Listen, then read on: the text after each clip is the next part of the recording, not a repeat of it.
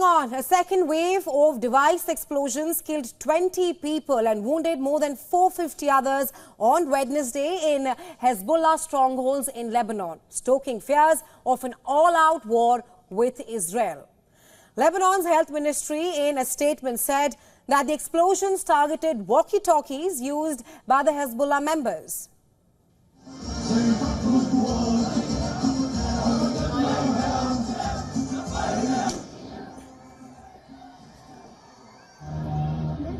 Handheld radios blew up in the southern suburbs of the capital Beirut, the Bekaa Valley and southern Lebanon.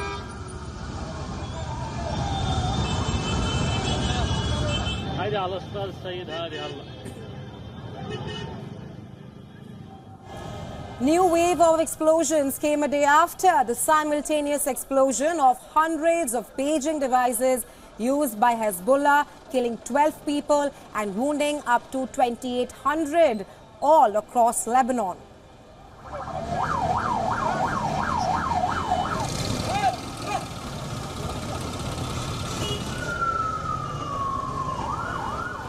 Some of the blasts took place during funerals for some of the people who were killed on Tuesday.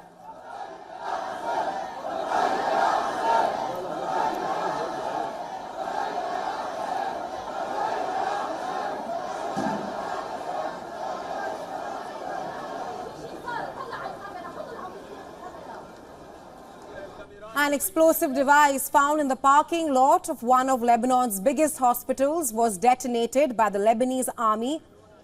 Well, after the blast, the residents of Sidon said that they are scared of using battery devices.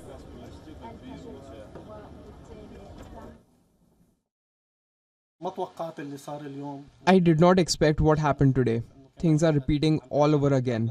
We had some devices here that we believed were 100% safe, but out of caution, we removed them from the store because we got worried.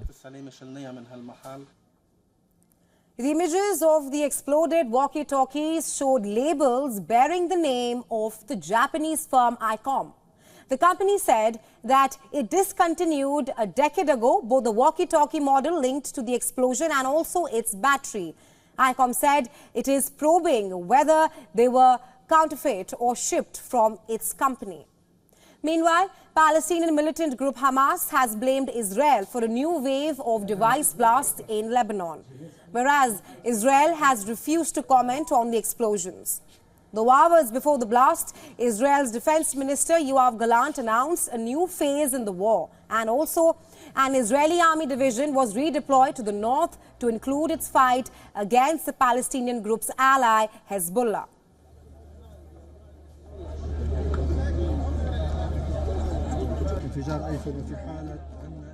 I believe that we are at the start of a new phase in the war. We must remain consistent over time.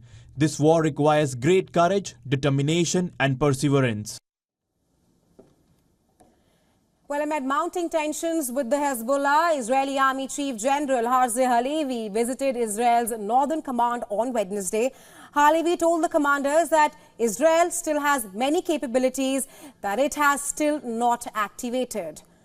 Well, hours after Wednesday's explosions, Israeli Prime Minister Benjamin Netanyahu also vowed to return the tens of thousands of displaced people from the north of the country to their homes. I have already said we will safely return the residents of the north to their homes, and that is exactly what we will do. Furthermore, the White House has warned all sides against an escalation of any kind, making it clear that it is not involved in Lebanon device explosions.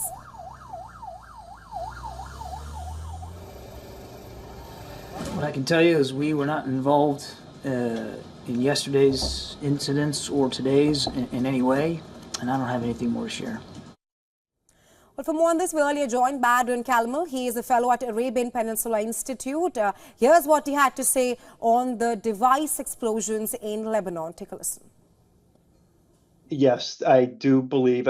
Yesterday when I saw this with the 3,000 pagers going off, I immediately thought, well, you know, there's some prepping and there was some action on the border. But then when the walkie-talkies were going off and other devices, it made me think that yes, they are prepping the next phase, that they're trying to diminish Hezbollah's capacity to put up a fight, or tell them to back down and push back and cease and desist the rocketing of the civilians in the north, which is the objective, as you laid out, of Netanyahu.